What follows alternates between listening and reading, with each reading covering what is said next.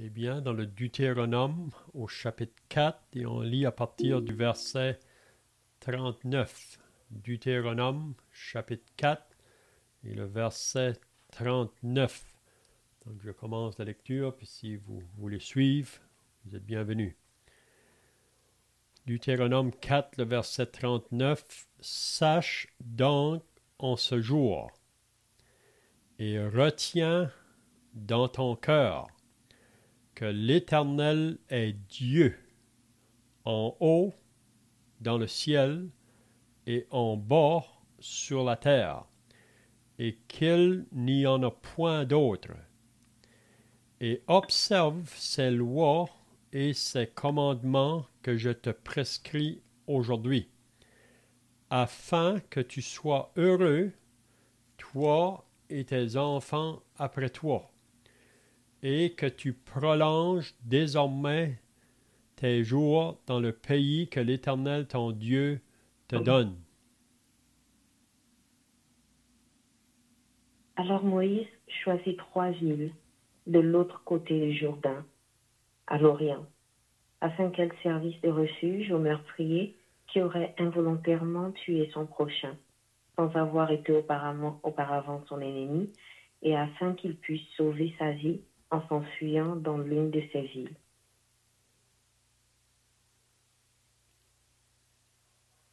C'était Betsé, dans le désert, dans la plaine, chez les Rubénites, Ramoth, en Galaad, chez les Gadites, et Golan, en Basan, chez les Manassites. C'est ici la loi que présenta Moïse aux enfants d'Israël.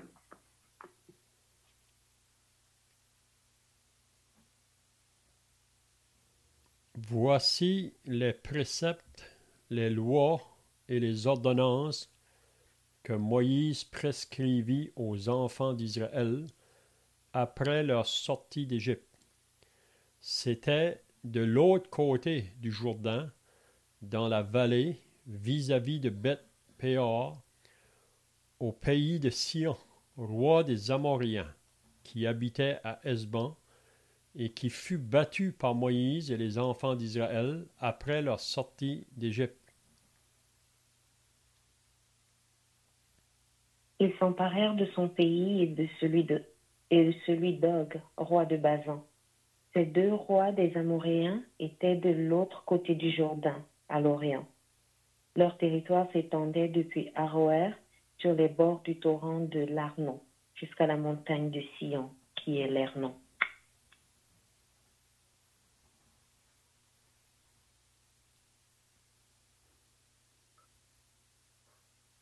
Et il embrassait toute la plaine de l'autre côté du Jourdain, à l'Orient, jusqu'à la mer de la plaine, au pied du Pisga. Moïse convoqua tout Israël et leur dit, « Écoute, Israël, les lois et les ordonnances que je vous fais entendre aujourd'hui, apprenez-les et mettez-les soigneusement en pratique. »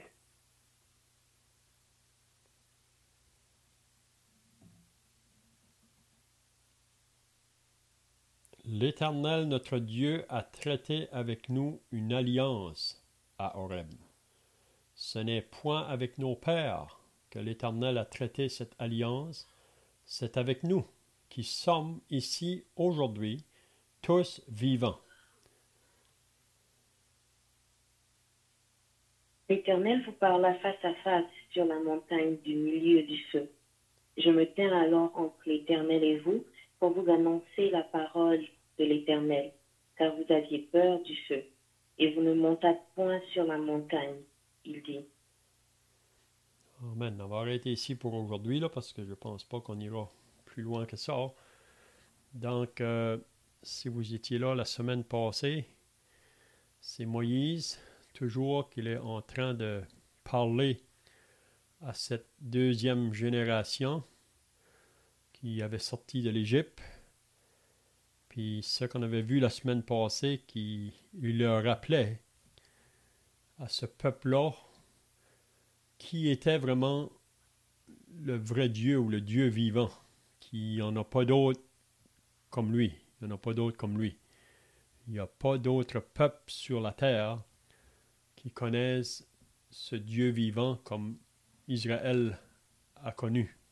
Puis on sait que les autres nations ou les peuples alentours, ils ont leur Dieu, mais c'est des faux dieux, c'est pas des dieux vivants, c'est des dieux morts. Même tous ces dieux-là sont représentés par des images ou des statues ou des idoles vraiment. Puis on avait dit la semaine passée que si on n'est pas connecté avec le vrai Dieu, donc on est associé au faux Dieu. Puis on sait que la raison pourquoi que l'homme n'est pas connecté avec le vrai Dieu, c'est le péché. Vous savez que le péché met une séparation entre Dieu et nous. C'est pas que la main de l'Éternel est trop courte pour sauver, ni son oreille trop dure pour entendre, mais ce sont vos crimes, ce sont vos péchés qui mettent une séparation entre Dieu et nous. Donc, le problème n'est pas du côté de Dieu. Le problème est du côté de l'homme qui a pris une décision de désobéir Dieu. Puis on avait vu là, dans les semaines passées que c'est vraiment Adam qui est la tête de la race ou le chef de la race face au commandement que Dieu lui avait donné dans le jardin en Éden. Adam a désobéi à ce commandement-là. Puis Dieu avait bien dit que le jour où ils allaient en manger, ils mourraient.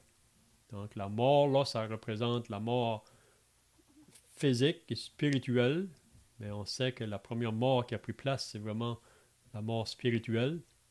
Ils ont été déconnectés de Dieu. Hein? Donc à partir de là, l'homme a pris un chemin contraire, mais depuis ce temps, Dieu est toujours à la recherche de l'homme. Donc depuis le commencement jusqu'à nos jours, Dieu est à la recherche de l'homme. La seule manière qu'on peut entrer dans les pensées de Dieu ou dans les voies de Dieu, c'est par la nouvelle naissance. C'est en étant né de Dieu, né de l'Esprit de Dieu. C'est pour ça que Paul dit dans l'Épître aux Corinthiens, là, au chapitre 2 à la fin, que l'homme naturel ne peut pas comprendre les choses de l'Esprit de Dieu.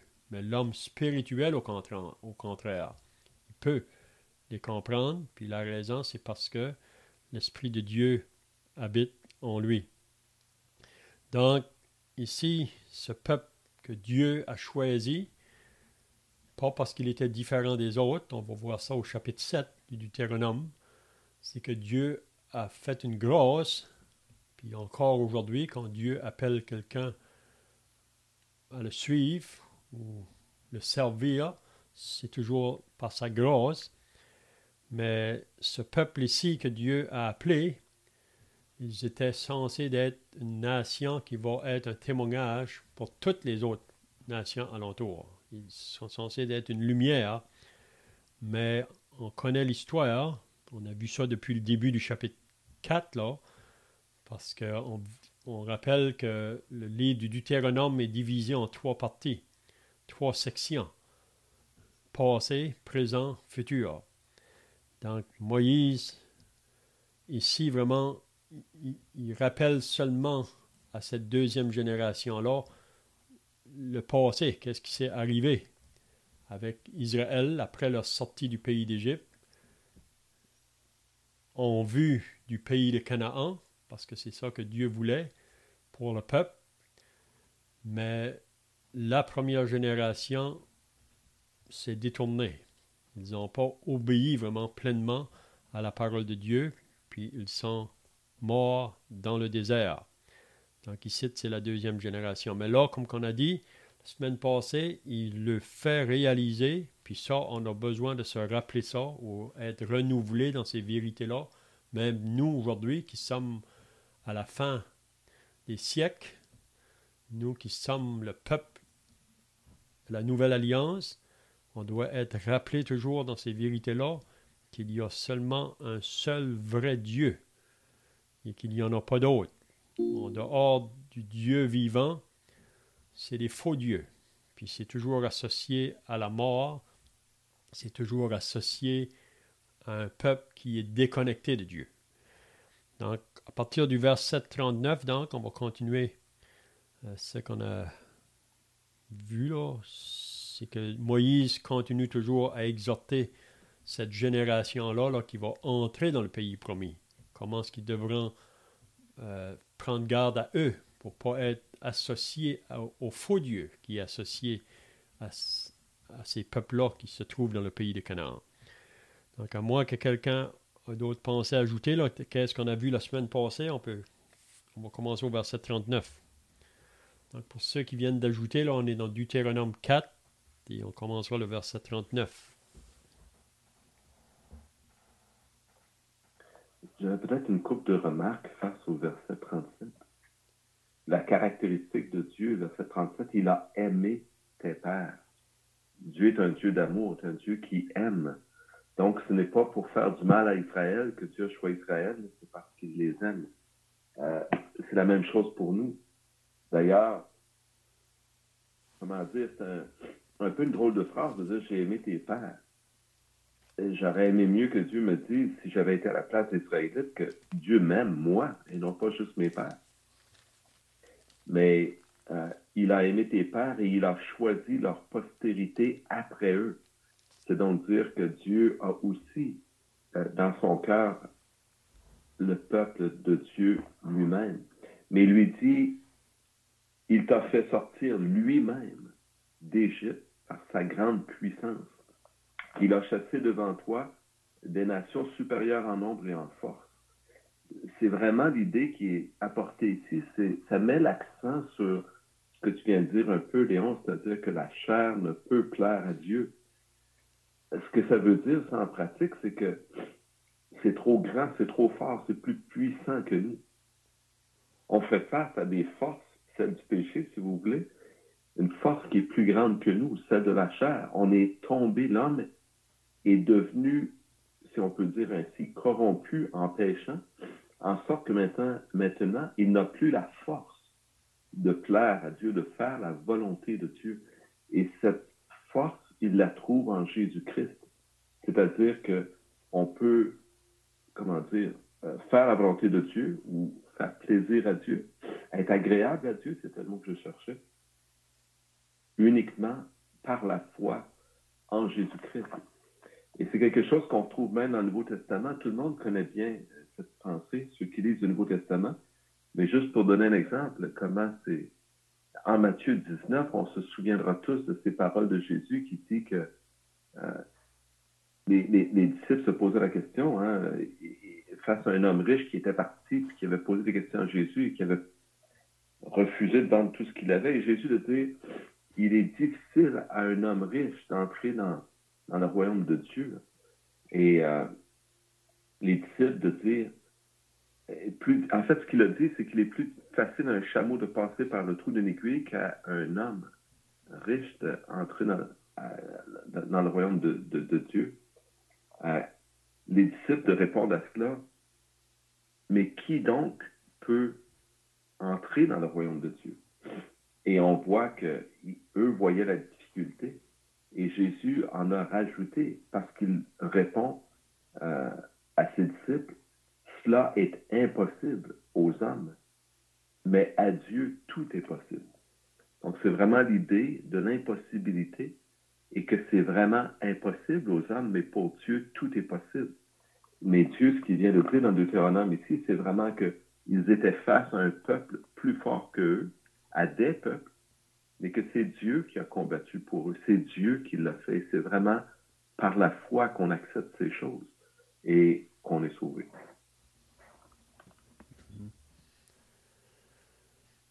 Oui, juste pour ajouter là, que Dieu aime toujours son peuple, puis s'il doit reprendre ou juger le peuple à cause de leur désobéissance, c'est parce qu'il les aime.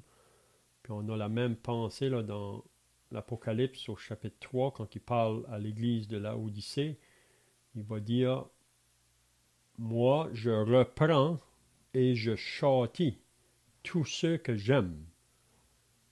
aie donc du zèle et repens-toi. Donc, Dieu reprend et châtie tous ceux qu'il aime.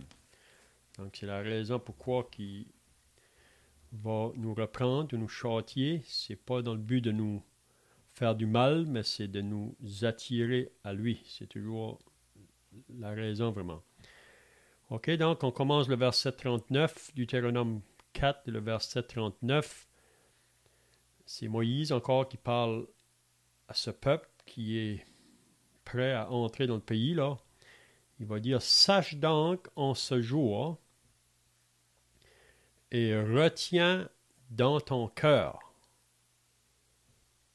Donc ça, c'est toujours bien de souligner ici. Retiens dans ton cœur. Parce qu'il faut que la parole de Dieu va plus loin que notre intellect. Il faut qu'elle pénètre le cœur. Ça devient une réalité. Retiens dans ton cœur que l'Éternel est Dieu. En haut, dans le ciel, et en bas, sur la terre, et qu'il n'y en a point d'autre. Ça, c'est vraiment un fait qu'Israël doit bien comprendre, que le Dieu dans lequel ils servent, c'est le Dieu qui est en haut dans le ciel, dans sa demeure, et qu'il observe tous les habitants de la terre. On voit ça ailleurs dans un autre passage. Mais aussi qu'il est en bas sur la terre, puis il n'y en a point d'autre. Il n'y en a pas d'autre comme ce Dieu-là. Il y a seulement ce Dieu-là. Puis on peut voir par ce verset ici qu'il est au contrôle de tout. Et il n'y a rien qui échappe aux yeux de Dieu. Même tout ce qui se passe dans ce monde présentement, Dieu voit. Puis peut-être pour appuyer ce verset-là, vous connaissez bien le psaume 139, mais on pourrait lire le psaume 139, quelques versets là. Psaume 139, c'est vraiment David qui écrit le psaume. Qu'est-ce qu'il dit? On peut peut-être lire les 14 premiers versets. Donc, on lit dans le psaume 139, verset 1, au chef des chantres de David, psaume. Éternel, donc David ici, il nous parle de ce seul vrai Dieu-là. Éternel, tu me sondes et tu me connais. Tu sais quand je m'assieds et quand je me lève. Tu pénètres de loin ma pensée. Quelqu'un veut continuer?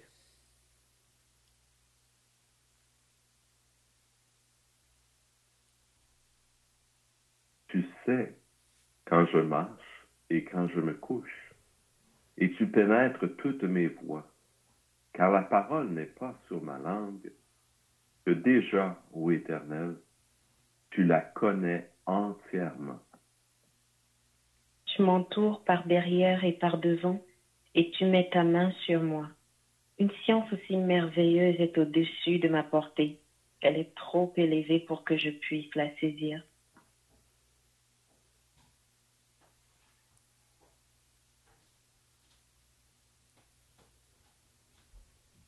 Où irai-je loin de ton esprit? Et où fuirai-je loin de ta face? Si je monte aux cieux, tu y es. Donc c'est le Dieu qui est dans le ciel. Si je monte aux cieux, tu y es. Si je me couche au séjour des morts, t'y voilà. Si je prends les ailes de l'aurore et que j'aille habiter à l'extrémité de la mer, là aussi ta main me conduira et ta droite me saisira. Si je dis, au moins les ténèbres me couvriront. La nuit devient lumière autour de moi. Même les ténèbres ne sont pas obscures pour toi. La nuit brille comme le jour et les ténèbres comme la lumière. C'est toi qui as formé mes reins, qui m'as tissé dans le sein de ma mère. Je te loue de ce que je suis une créature si merveilleuse. Tes œuvres sont admirables et mon âme le reconnaît bien. Et le dernier verset du psaume, ou les deux derniers versets, David va dire « Sonde-moi, ô Dieu, et connais mon cœur, éprouve-moi et connais mes pensées. Regarde si je suis sur une mauvaise voie et conduis-moi sur la voie de l'éternité. » Donc c'est vraiment un psaume qui nous révèle la grandeur de notre Dieu, celui qui est omniscient, omnipotent, omniprésent, celui qui sait tout. Puis on ne peut pas se cacher de lui. Ça, c'est bien de saisir cette réalité-là, qu'on ne peut pas se cacher de Dieu. Vous savez que dans les industries aujourd'hui, partout, on doit placer des caméras pour surveiller les hommes. Mais pour nous, chrétiens, on doit se rappeler qu'on est toujours sous l'œil de Dieu. Donc, c'est vraiment à lui un jour qu'on va avoir rendre compte, et non pas aux hommes. Mais quand on réalise qu'il y a toujours ses yeux sur nous, pour moi, si on vit ça dans la réalité, là, ça va nous préserver de prendre des chemins qui est contraire à sa volonté. Parce qu'on sait que on est appelé à rendre compte. Donc, sache donc en ce jour et retiens dans ton cœur que l'Éternel est Dieu en haut dans le ciel et en bas sur la terre, qu'il n'y en a point d'autre. Donc, il veut qu'Israël soit bien conscient de ça. Et tous les jours de leur vie, dans leur marche, oui, il veut qu'ils soient dans la réalité. Donc, je ne sais pas si quelqu'un a d'autres pensées là.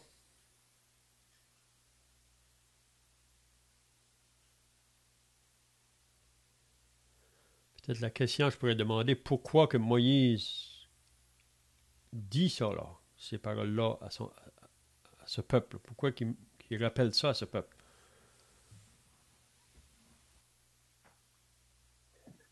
Et on peut penser que qu'importe où on est, c'est un peu faire connaître Dieu. Finalement, Dieu, il est omniprésent, c'est ce qu'on dit aussi. Hein. Dieu, il est partout. Il n'y a pas de lieu qui lui échappe. Il n'y a rien qui échappe à Dieu. Il n'y a pas d'endroit où il ne peut aller.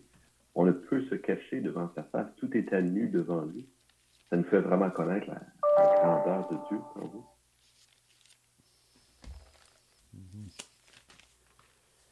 Vous vous rappelez après que David avait péché contre Dieu, pour un temps, il avait caché son péché.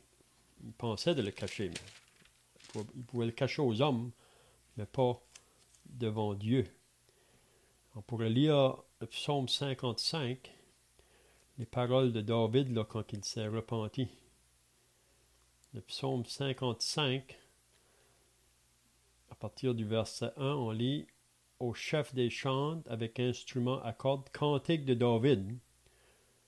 Ô Dieu, prête l'oreille à ma prière et ne te dérobe pas à mes supplications. Écoute-moi et réponds-moi. J'erre ça et là dans mon chagrin et je m'agite. À cause de la voix de l'ennemi et de l'oppression du méchant. Car ils font tomber sur moi le malheur et me poursuivent avec colère.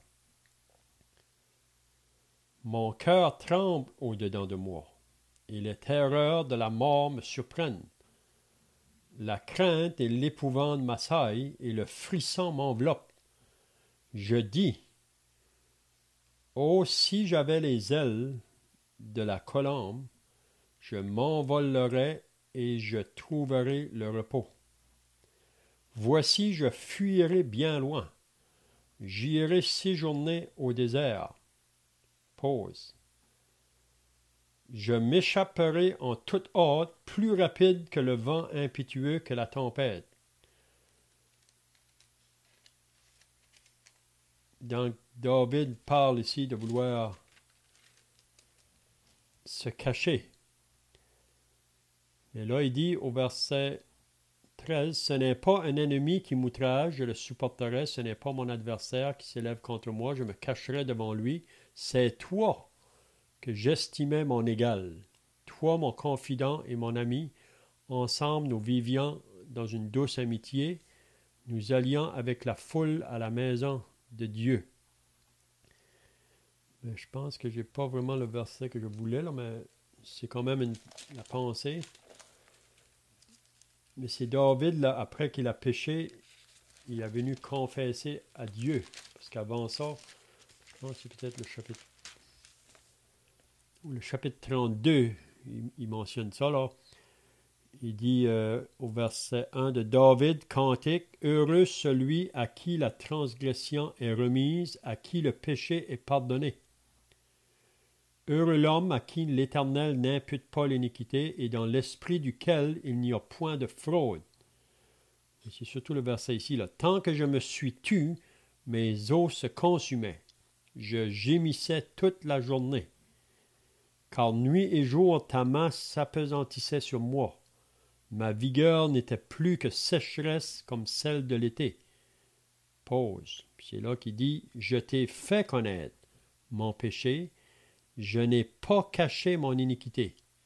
J'ai dit, j'avouerai mes transgressions à l'Éternel, et tu as effacé la peine de mon péché. » Donc, David, à un moment donné, là, après qu'il a péché, il a voulu cacher ces choses-là, mais il a réalisé que devant Dieu, on ne peut pas cacher. Donc, il a confessé son péché. Puis c'est là vraiment qu'il a été de nouveau, si on peut dire, restauré pleinement à Dieu. Donc, c'est juste pour dire que Dieu est partout. Et on ne peut pas se cacher de lui. On peut se cacher des hommes, mais pas de Dieu. Ok, le verset 40, maintenant, il va dire « Et observe ses lois et ses commandements que je te prescris aujourd'hui. » Donc, il exhorte les Israélites l'importance d'obéir ou observer la loi de Dieu. Puis, c'est vraiment ça, la bénédiction pour eux, s'ils vont obéir. Mais s'ils n'obéissent pas, ça sera la malédiction. On va voir ça plus loin, là.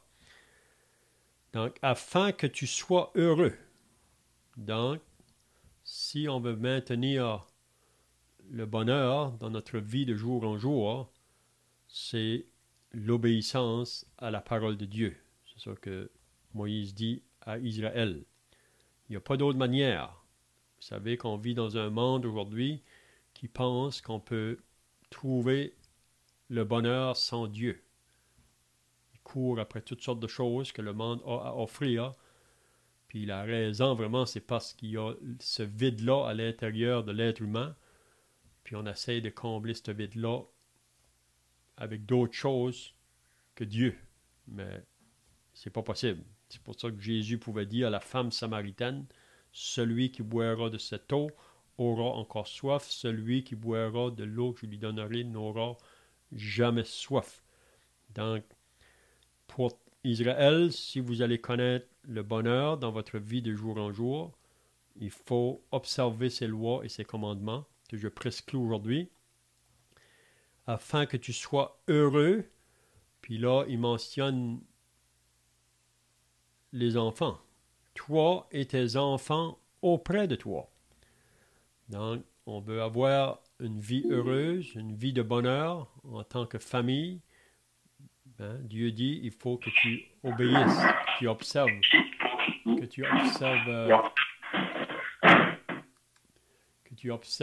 mes lois. Hein? Donc ensuite, il va dire, toi et tes enfants après toi, et que tu prolonges désormais tes jours dans le pays que l'Éternel, ton Dieu, te donne. Puis il y a même une bénédiction vraiment à une vie prolongée si on va être obéissant à la voix de Dieu. Parce que prendre un chemin qui est contraire à Dieu, parfois on peut raccourcir la vie. Même, vous vous rappelez que Jésus a dit à ses disciples dans Matthieu 6, de ne pas s'inquiéter, parce qu'il dit, qui de vous, par ses inquiétudes, peut ajouter une coudée à la durée de sa vie? Oui. Donc, si on est confiant que le Dieu à laquelle nous servons, c'est lui le Dieu vivant, donc on peut se reposer sur lui pour nos événements de chaque jour. On n'a pas à s'inquiéter. Si on s'inquiète, c'est parce que on perd de vue vraiment là la réalité de ce Dieu-là qui veille sur nous, qui prend soin de nous. Puis Dieu rappelle ça souvent à Israël, puis c'est pour nous aujourd'hui aussi, parce que la nature qui est en nous veut souvent marcher par sa propre voie, là, ou par ses propres pensées, ou ses propres idées. Mais pour Israël, il devait simplement s'appuyer sur le bras de Dieu qui va les conduire quand ils vont traverser le Jourdain pour rentrer dans le pays promis. Là, il ne faut pas que Israël ait la pensée que par eux-mêmes, ils peuvent arriver là. C'est impossible. C'est comme le frère a mentionné tout à l'heure. Les peuples qui se trouvent là, ils sont beaucoup plus forts que les autres, ils sont beaucoup plus grands. La seule manière qu'ils vont être capables d'entrer là, c'est de comprendre que Dieu qu'on sert, c'est lui qui est plus grand que tout. Donc, on peut se confier en lui. Donc, après toi, et que tu prolonges désormais tes jours dans le pays que l'Éternel ton Dieu te donne. Donc, je ne sais pas si vous avez des pensées là à ajouter.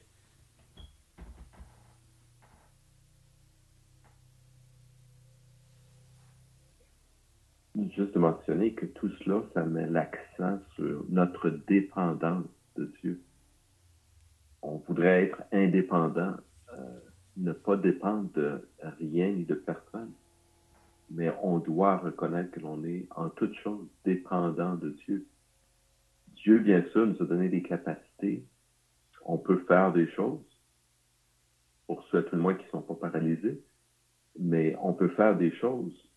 Mais on doit reconnaître que tout cela nous vient de Dieu et que sans lui, on ne pourrait rien faire. Et cela s'applique tout particulièrement au salut.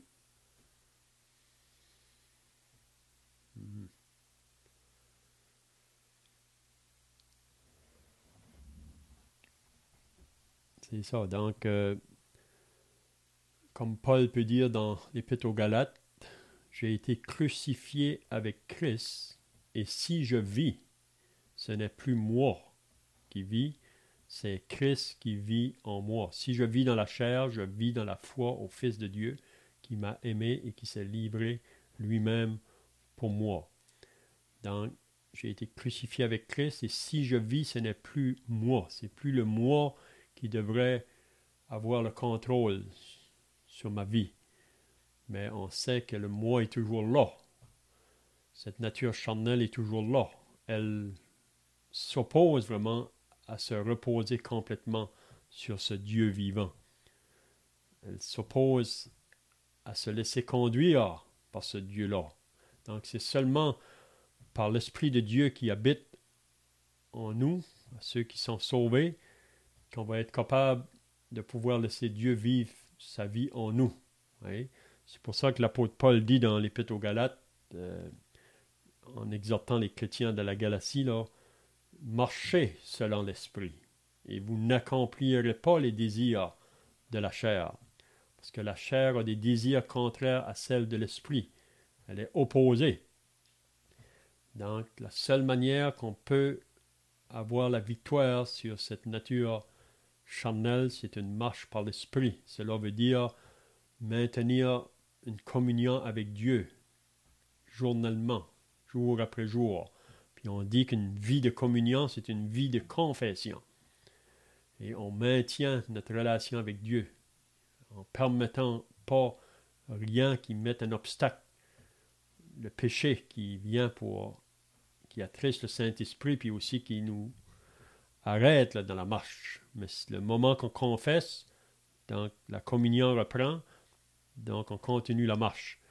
Mais toujours en réalisant que c'est Dieu qui marche devant nous. Et comme le peuple d'Israël, ils vont entrer dans le pays promis, ils vont voir les ennemis à combattre dans le pays pour pouvoir conquérir le pays, mais c'est Dieu qui va combattre pour eux autres. Parce que le moment qu'ils vont essayer par eux autres mêmes, ils vont voir les défaites. Hein? OK, donc le verset 41, on voit alors Moïse. Oui, OK. Excuse-moi, peut-être parce que Israël va effectivement faire face à des forces, à des puissances, à des nations qui sont plus grandes et plus fortes que lui en Israël pour faire la conquête de cette ville. On voit que Dieu aurait pu leur donner et détruire lui-même l'ennemi devant eux, mais c'est pas ce qu'il fait. Il les laisse combattre, il les appelle au combat. Donc ça nous montre que Dieu est avec nous. On doit compter sur lui, mais on doit avancer aussi. On a position à prendre. Puis peut-être d'une façon un peu plus macroscopique, Israël ne le savait pas, mais en réalité, le pays lui-même d'Israël est situé entre deux pôles géographiques qui sont très importants, c'est-à-dire vers le sud, il y avait l'Égypte, avec le fleuve du Nil, qui est la plus grande rivière au monde et qui peut nourrir plusieurs dizaines de millions de personnes. Et plus au nord-ouest, il y avait la Babylonie, si on veut, qui est aussi avec l'Euphrate, etc., une région riche en eau et en terre qui peut aussi nourrir plusieurs dizaines de millions de personnes. Et pour que ces deux nations, bien sûr, un jour vont venir à venir en conflit l'un avec l'autre, mais pour communiquer l'un vers l'autre, il faut que l'Égypte passe par Israël ou la Babylonie passe par Israël pour aller vers l'Égypte ou vers Babylone. Et parce qu'il y a d'un côté la mer Méditerranée, d'un côté d'Israël, et de l'autre côté, c'est le désert. Donc, le passage naturel, si vous voulez, entre les deux, c'est par Israël. Israël était donc au milieu de cette tourmente. Dieu les a géographiquement placés, si on peut le voir ainsi, pour être dépendants de Dieu. Jamais ce petit pays d'Israël, qui ne peut pas, on pourrait dire, nourrir autant de dizaines de millions de personnes que ces deux grands pôles géographiques, jamais, donc on le voit, logiquement parlant, Israël ne pouvait résister à ses ennemis. Et c'est ce qui est arrivé dans l'histoire. Et par contre, s'il s'était confié en Dieu, Dieu avait, lui, toute la puissance nécessaire pour les protéger. Donc, juste être conscient que même si on ne voit pas tout autour de nous, on peut se penser au contrôle de la situation, comme Israël, lorsqu'il a conquis le territoire, à un moment donné, s'est relâché, s'est pensé au contrôle de la situation. Mais la lutte continue et on doit continuer de lutter avec Dieu, de se confier en Dieu, de s'appuyer sur lui. Et c'est vraiment la pensée et la volonté de Dieu qui nous est partagée ici quand il nous souligne qu'ils feront face à des peuples, à des nations plus fortes et plus grandes que lui. Je voulais juste peut-être ramener, insister, donner une vue un peu plus macroscopique de ce qu'il y a autour d'Israël. Ici, Dieu, bien sûr, parle d'Israël lui-même, mais il dit, si tu veux que tes jours, c'est le verset 40, hein, que tu prolonges désormais tes jours dans le pays que l'Éternel, ton Dieu, te donne. Donc, c'est pas juste l'idée d'avoir des victoires maintenant, mais c'est de prolonger, c'est de vraiment continuer sur la marche chrétienne, c'est une longue vision et de continuer à s'appuyer sur Dieu pour avancer. C'est ça, c'est vraiment la marche par la foi. La raison pourquoi que Israël a souvent failli, c'est parce que c'était plus la marche par la foi, c'est la vue qui prenait le dessus, ou la chair qui prenait le dessus. Puis souvent, plutôt de se confier en l'Éternel, quand ils étaient dans une condition là, peut-être adverse, parfois ils allaient chercher leur force en Égypte, ou parfois qu'ils pouvaient aller à l'autre côté, comme tu viens de dire. Mais la marche par la foi, c'est pas qu'on reste arrêté là. On avance, mais tout en réalisant que Dieu marche en avant de nous. Le Seigneur dit, levez-vous, marchez, levez-vous, parlez, mais toujours en étant confiant que c'est par son esprit, c'est par sa force à lui qu'on va être capable de pouvoir avancer face à l'ennemi. Parce que Canaan, vraiment, qu'est-ce que ça représente pour nous aujourd'hui? C'est vraiment les bénédictions qui sont dans les lieux célestes que Dieu veut nous faire vivre présentement sur la terre. C'est ça que Dieu veut vraiment, qu'on puisse vivre le ciel sur la terre. mais l'ennemi est là pour nous empêcher d'aller vers ces bénédictions-là. Donc, nous, vraiment, c'est d'avancer en sachant que Dieu est avec nous. S'il nous dit de faire un pas en avant, on marche, mais c'est lui qui marche devant nous. C'est un peu comme le psaume 23. Hein? L'Éternel est mon berger, je ne manquerai de rien, il me fait reposer dans de verts pâturages. Donc le berger marche en avant, les brebis le suivent, les brebis sont confiants au berger. Mais comme la brebis, souvent, on veut sauter en dehors. Mais c'est toujours en restant près de Dieu qu'on va être préservé. OK, donc je vois que le temps est passé, là, mais peut-être qu'on pourrait juste finir le verset 41 à 43. Là. Il dit ici, alors Moïse choisit 3 villes de l'autre côté du Jourdain à l'Orient, afin qu'elles servissent de refuge au meurtrier qui aurait involontairement tué son prochain sans avoir été auparavant son ennemi, et afin qu'il puisse sauver sa vie en s'enfuyant dans l'une de ces villes. Donc là, il mentionne les villes qu'ils ont choisies. Donc, il y a 3 villes ce côté-ci du Jourdain, puis il y aura 3 villes dans le pays. Donc, pourquoi 3 villes ce côté-ci, puis 3 villes dans le pays? Ça, c'était des villes de refuge, qu'il nous dit. C'est la raison pourquoi ils ont été choisis. Pour que celui qui aura tué quelqu'un, là, mais par accident ou involontaire, il n'a pas fait ça prémédité, il n'a pas fait ça parce qu'il voulait. Donc, le moment que ça arrive, si quelqu'un tuait son prochain, là, sans le vouloir, par accident, mais peut-être qu'il y a d'autres qui voudraient faire du mal à cause qu'il a fait cette chose-là, mais lui, parce qu'il est innocent, là, mais Dieu a permis qu'il puisse s'enfuir dans cette ville de refuge-là. Il était protégé, que le vengeur du sang ne pourrait pas l'atteindre. Là. Mais s'il l'avait fait volontairement, là, il ne pouvait pas se cacher. Et il fallait que cela soit réglé. Là. Mais pourquoi 3 villes, ce côté ici du Jourdain, puis 3 villes l'autre côté? Est-ce que vous avez des pensées là?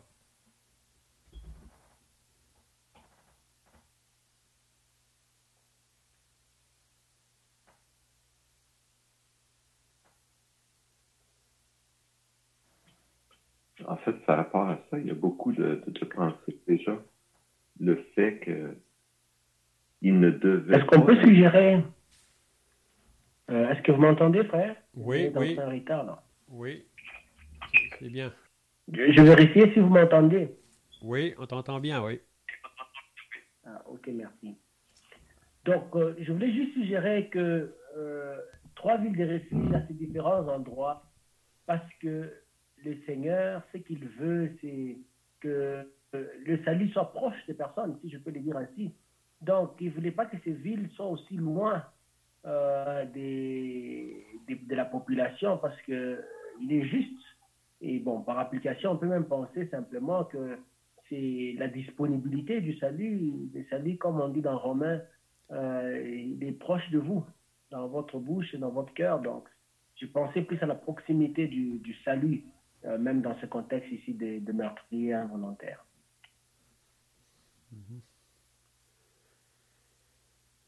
C'est ça, on peut faire... Il y a des applications qu'on peut faire concernant ces villes-là, mais pourquoi les villes ce côté-ci du pays, là, du Jourdain, puis d'autres dans le pays? Bien déjà, ce côté-ci du Jourdain, il ne devait pas y avoir initialement de possession pour Israël. Dans le plan initial de Dieu, c'est les Rubénites, les Gadites et la demi-tribu de Manassé qui ont demandé à avoir des terres parce qu'ils ont vu que les terres étaient fertiles de l'autre côté du Jourdain.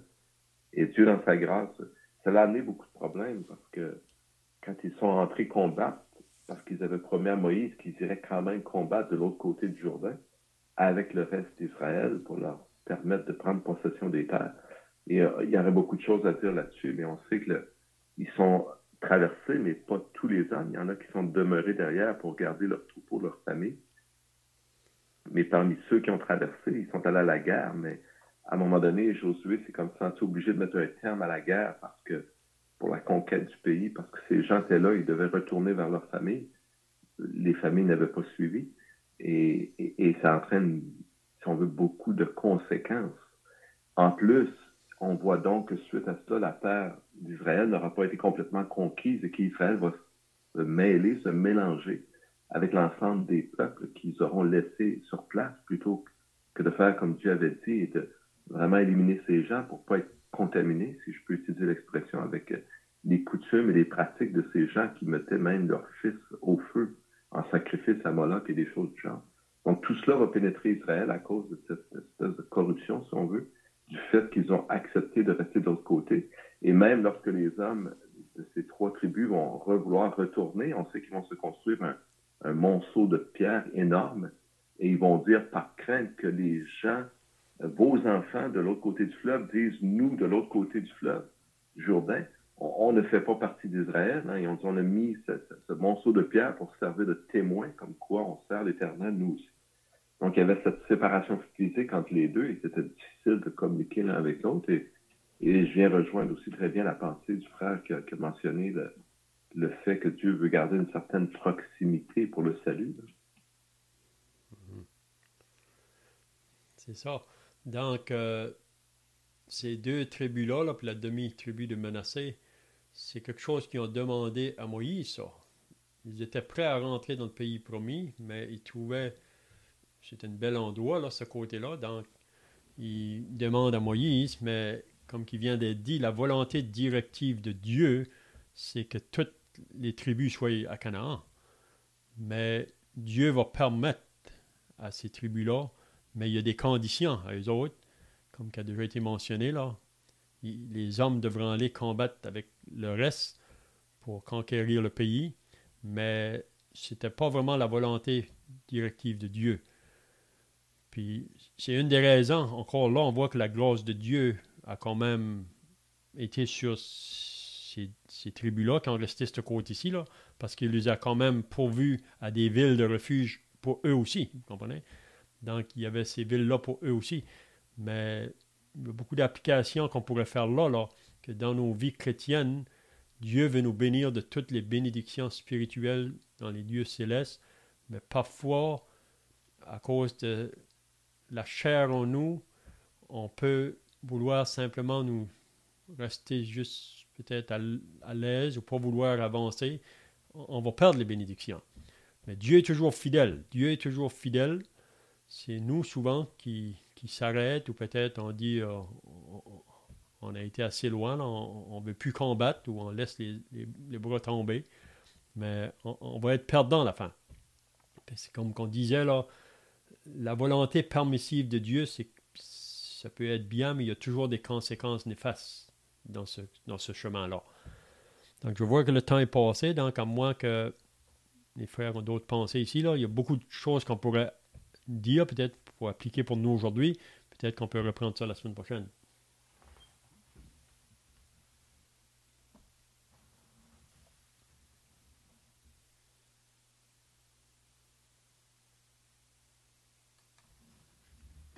Ô Seigneur notre Dieu, nous avons besoin de toi dans notre vie de tous les jours. Comme Israël, Seigneur, enseigne-nous à être dépendants de toi. Aide-nous, Seigneur, à nous attacher à toi. Et reprends-nous comme tu as repris aussi Israël. Non pas sans qu'il y ait espérance, parce que toujours, Seigneur, tu fais ces choses dans ton amour. C'est par amour que tu t'es choisi Israël. Et Seigneur, c'est par amour que tu t'es donné toi-même pour nous. Nous savons que ton Fils, le Seigneur Jésus, est mort sur la croix et qu'il a été offert en sacrifice pour nous. Notre Dieu, nous pouvons avoir ce cœur confiant en toi. De ce que tu es là, tu sais ce qu'il en est de nous et tu nous gardes, quelles que soient les circonstances. Mais cela, Seigneur, n'est pas naturel à notre cœur. Nous aimons être au contrôle des circonstances et de toutes choses. Aide-nous donc, Seigneur, dans notre marche et béni sois-tu pour ta présence avec nous en Jésus-Christ.